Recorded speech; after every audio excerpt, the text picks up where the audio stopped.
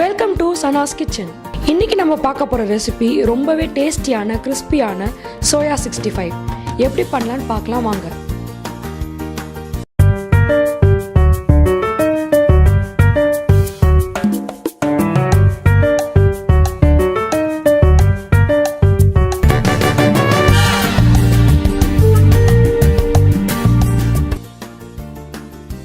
இன்றைக்கி நம்ம பண்ண போகிறது சோயா 65 சோயா சங்க்ஸ் இல்லைனா வந்து இந்த மீல் மேக்கர்னு சொல்லுவாங்க.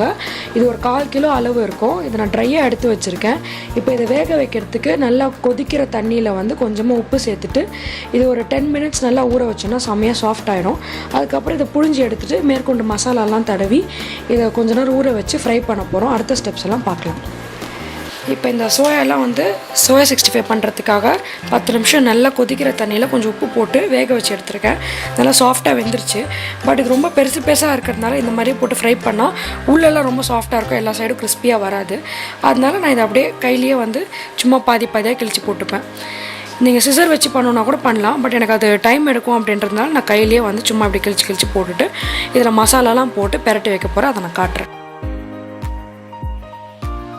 இப்போ சோயா 65 பண்ணுறதுக்கு நான் சொன்ன மாதிரி இதெல்லாம் 2 பீஸாக கட் பண்ணி வச்சுட்டேன். இப்போ இதில் சில மசாலாஸ்லாம் ஆட் பண்ண போகிறேன்.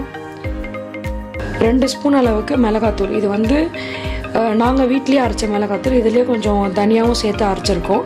ஸோ காரம் வந்துட்டு ஒரு 100%ல 75% இருக்கும். இதை நான் 2 ஸ்பூன் அளவுக்கு போட்டுக்கிறேன். உங்கள் வீட்டுக்கு தேவையான மாதிரி எவ்வளோ காரம் வேணுமோ நீங்கள் போட்டுக்கலாம்.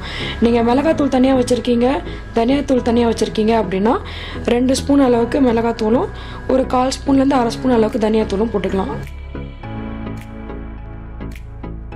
ஆல்ரெடி இதை வேக வைக்கும் போதே கொஞ்சம் தண்ணியில் உப்பு சேர்த்து தான் நம்ம இதை வேக வச்சுருக்கோம். இப்போதைக்கு இந்த மசாலாலாம் கொஞ்சம் சேர்ந்து இருக்கணுன்றதுக்காக கொஞ்சமாக மட்டும் நான் உப்பு ஆட் பண்ணிக்கிறேன். கொஞ்சமாக மஞ்சள் தூள் ஆட் பண்ணிக்கலாம். இந்த ஃப்ரை வந்து நல்லா மொறுமொறுன்னு வர்றதுக்கு இது கார்ன்ஃப்ளவர் பவுடர் நான் இந்த ஸ்பூனில் வந்து ஒரு 3லேருந்து 4 ஸ்பூன் வரைக்கும் ஆட் பண்ணிக்க போகிறேன்.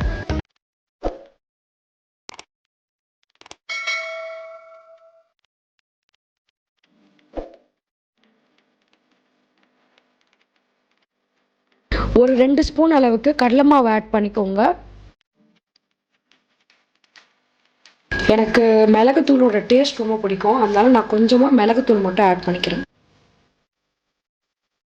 இது பெசுறப்ப நல்லா ஒன்றோட ஒன்று ஒட்டணுன்றதுக்காக ஒரு 2 ஸ்பூன் வந்து ஆயில் மட்டும் நான் ஆட் பண்ணிக்கிறேன். உங்களுக்கு நெய் போடணும்னு தோணுச்சுனாலும் நெய் போட்டுக்கலாம், அதுவும் ஸ்மெல் நல்லாயிருக்கும். நாங்கள் வந்து வீட்டில் கடலை எண்ணெய் தான் யூஸ் பண்ணுவோம், செக்கில் ஆட்டினது. அந்த கடலை எண்ணெயில் ஒரு 2 ஸ்பூன் நான் ஊற்றிக்கிறேன்.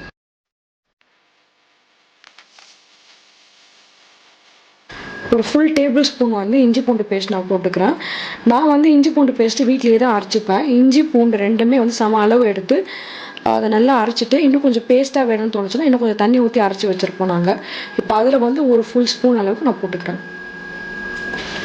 அரிசி மாவு கொஞ்சமாக, நீங்கள் கார்ன்ஃப்ளவர் நிறைய போடுறீங்க அப்படின்னா நீங்கள் அரிசி மாவு போட தேவையில்லை. இதுவுமே நல்லா மொறுமொறுப்பான ஒரு கன்சிஸ்டன்சி கொடுக்கும் நம்மளோட ஃப்ரைக்கு. அதனால நான் வந்து இப்போ ஒரு 4 ஸ்பூன் அளவுக்கு கார்ன்ஃப்ளவர் மாவு போட்டிருக்கேன் அப்படின்னா ஒரு 2 ஸ்பூன் அளவுக்கு நான் அரிசி மாவு போட்டுப்பேன். அரிசி மாவு இல்லைன்றவங்க இல்லை கார்ன்ஃப்ளவர் மாவு இல்லைன்றவங்க இந்த 2த்துல எது இருந்தாலும் நீங்கள் போட்டுக்கலாம். இதை நீங்கள் கலக்கிறப்ப உங்களுக்கு வந்து ரொம்ப பைண்ட் ஆகலை அப்படின்னு உங்களுக்கு தோணுச்சுன்னா ஒரு ஸ்பூன்லேருந்து 2 ஸ்பூன் அளவுக்கு நீங்கள் வந்து எதர் கோதுமை மாவோ இல்லை வந்து மைதா மாவோ நீங்கள் ஆட் பண்ணிக்கலாம். எனக்கு இப்போ இதுவே நல்லா பிளெண்ட் ஆகிடும், அதனால நான் வேறு எதுவுமே நான் ஆட் பண்ண போகிறதில்ல.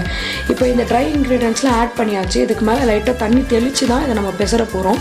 ரொம்ப தண்ணி ஊற்றி பெசற வேணாம். அதே மாதிரி தனியாக மசாலாவை கலந்துட்டு அதுக்கப்புறம் வந்துட்டு இந்த சோயா சங்க்ஸை போட்டு பெசறணும் அப்படின்னு கிடையாது, அப்போ நல்லா பிளெண்ட் ஆகாது. ஸோ நான் இது வந்து வேக வச்ச சோயா சங்க்ஸ் மேலே இந்த ட்ரை இன்க்ரீடியன்ட்ஸ்லாம் போட்டுட்டு லைட்டாக தண்ணி தெளித்து தான் நான் வந்து பெசற போகிறேன். இப்போ இந்த ட்ரை இன்க்ரீடியன்ட்ஸ்லாம் ஆட் பண்ணியிருக்கோம். இப்போ இதெல்லாம் ஒன்றா சேர்த்து நல்லா மிக்ஸ் பண்ணிக்கலாம். இப்போ இது ஃபுல்லாகவே நான் மிக்ஸ் பண்ணியிருக்கேன். இதில் நான் எண்ணெய் ஆட் பண்ணிஇல்லைங்களா, அது நல்லா கொதிக்கிற எண்ணெயை வந்து 2 ஸ்பூன் ஆட் பண்ணணும். அப்போ தான் மிக்ஸ் பண்ணிவிட்டு ஊற வச்சு நம்ம ஃப்ரை பண்ணும்போது நல்லா மொறுமொறுன்னு வரும்.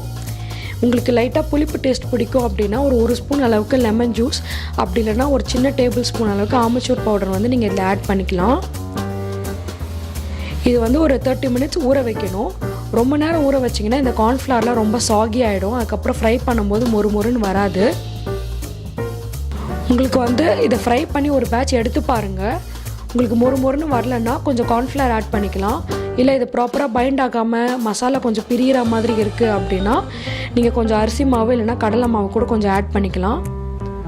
இப்போ நல்லா கொதிக்கிற எண்ணெயில் கொஞ்சமாக எடுத்து இதை ஃபுல்லாக நான் போட்டு ஃப்ரை பண்ண போகிறேன்.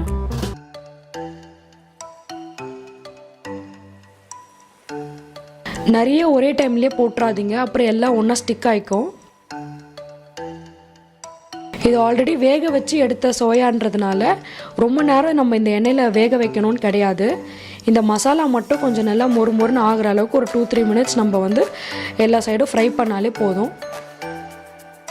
இப்போ சோயாலாம் நல்லா வெந்திருக்கு, கோல்டன் ப்ரௌன் கலரில் செம்ம மொறுன்னு வந்திருக்கு. எண்ணெயை வடிச்சிட்டு நான் பாத்திரத்தில் மாற்றிக்க போகிறேன். லாஸ்ட்டாக இந்த நல்ல சூடான எண்ணெயில் ஒரு 2 பச்சை மிளகாய் வந்து கட் பண்ணி போட்டுட்டு கொஞ்சம் கருவேப்பிலையும் நல்லா ஃப்ரை பண்ணி இந்த ஃப்ரை மேலே வச்சு சாப்பிட்டிங்கன்னா செம்ம டேஸ்ட்டாக நல்ல வாசனையோடு இருக்கும்.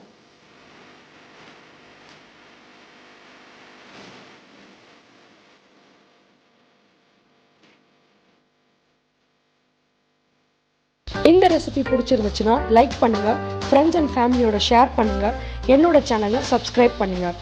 தேங்க்யூ.